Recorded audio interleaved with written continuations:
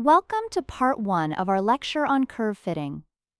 This session is part of the Computational Approach in Physics Learning course. Today, we are going to explore how we use computational methods to bridge the gap between raw numerical data and the mathematical or physical models we use to describe the world. Our focus is not just on drawing a line through dots.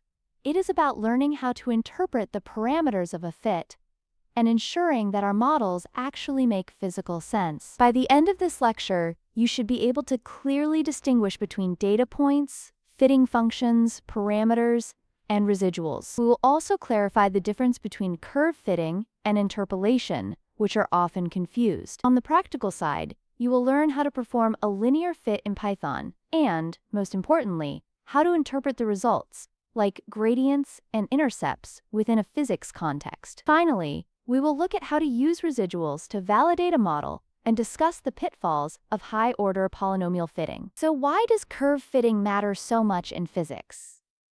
In the lab or in a simulation, the data we collect is rarely the final goal. Instead, we use that data to find a model that explains a physical law. For instance, we might fit voltage and current data to find resistance in Ohm's law, or use cooling data to determine a cooling rate. As you can see in the diagram, curve fitting is the tool that connects our measurements to a mathematical function, which eventually allows us to extract a deeper physical meaning. Let us look at the core ingredients of any curve fitting problem. First, we have our data, which are usually pairs of independent and dependent variables. Next is the model function. This is our mathematical hypothesis, like a straight line or an exponential decay.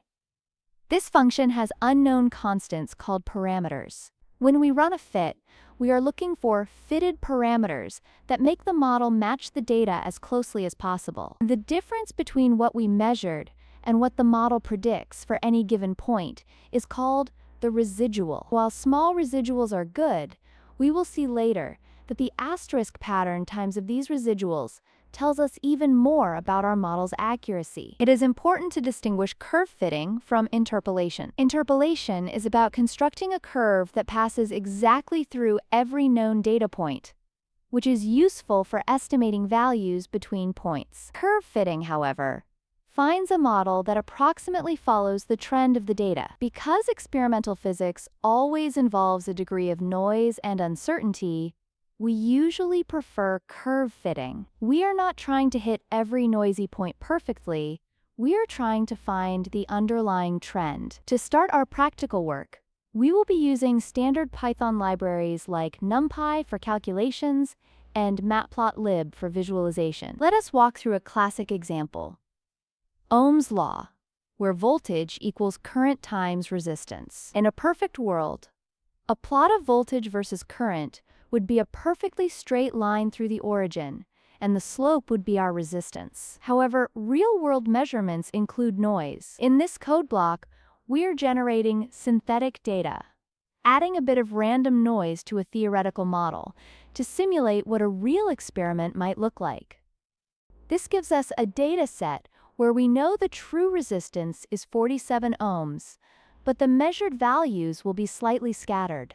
When we plot this synthetic data, we can see that while there is a very clear linear trend, the points do not line up perfectly. This scatter represents the measurement noise we just discussed. Our goal now is to find the best fit line that represents this data and use its slope to estimate the resistance of our resistor. To find that best fit line, we use the polyfit function from NumPy. We specify a degree of 1 because we are fitting a straight line, which follows the form $v equals mi plus c $. The function returns two values, the gradient, which represents our resistance, and the intercept, which represents any small voltage offset in our measurement system. In this specific run, our code estimated the resistance to be approximately 46.53 ohms. Even though we knew the true value was 47, the noise in the data led the fit to this slightly different, but statistically likely result. Visualizing the fit is an essential step. Here, we have plotted our calculated best fit line over the original data points. It looks like a great fit. The line passes right through the center of the data cluster. In many cases, people stop here. But as physicists, we need to go deeper to ensure this model is actually appropriate for the data. Interpretation is where the physics happens. We do not just look at the numbers, we ask questions. Is the gradient, or resistance, physically reasonable for the component we are testing? Is the intercept, the voltage at zero current, suitably small? If we find a huge intercept, it might suggest a calibration error in our equipment. Always remember, a number without a physical interpretation or a unit is just math, not physics. To truly check our fit, we look at the residuals. Remember, a residual is just the vertical distance between a data point and the fitted line. We calculate these by subtracting the model's prediction from our actual measurements. When we plot these residuals against our independent variable, we are looking for random scatter. In this plot, the points are distributed randomly above and below the zero line, which is exactly what we want to see. It indicates that our linear model has captured the main trend and only the random noise is left over. Understanding how to read a residual plot is a vital skill. A good plot shows random noise around zero. However, if you see a clear pattern, like a curve, a U-shape, or residuals that get larger as $x increases, that is a red flag. It usually means your model is missing some physics. For example, a curved pattern in the residuals of a linear fit suggests that the real relationship might actually be quadratic or exponential. Now let us talk about polynomial fitting.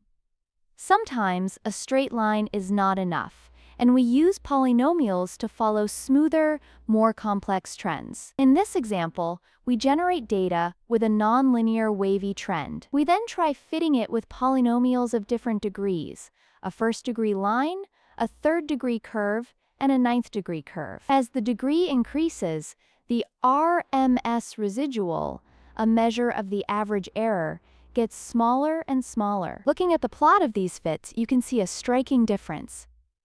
The degree 1 fit is too simple and misses the curve entirely. The degree 3 fit captures the general trend well.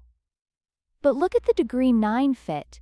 It wiggles up and down to get as close as possible to every single noisy data point. While it has the lowest error, it looks quite unphysical. This is a classic example of why a better mathematical fit is not always a better physical model. This leads us to the concept of asterisk times overfitting.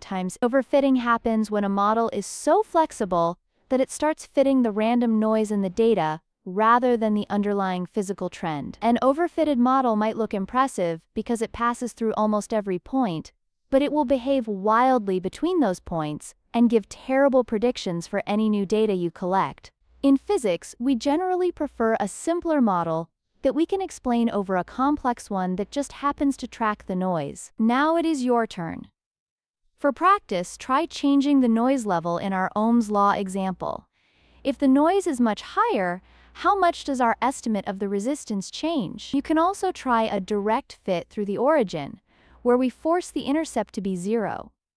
This is often more physically accurate for a simple resistor. Compare the results of a fit with an intercept versus one without to see which provides a more stable estimate of the resistance. To wrap up, we have learned that curve fitting is a bridge between data and models, and that the parameters we find must be grounded in physical reality. We use residuals as a diagnostic tool to ensure our model is reasonable and to watch out for the trap of overfitting with complex polynomials. In the next part of this lesson, we will move into nonlinear fitting using the SciPy library, which will allow us to tackle even more complex physical systems, like exponential decay and cooling laws.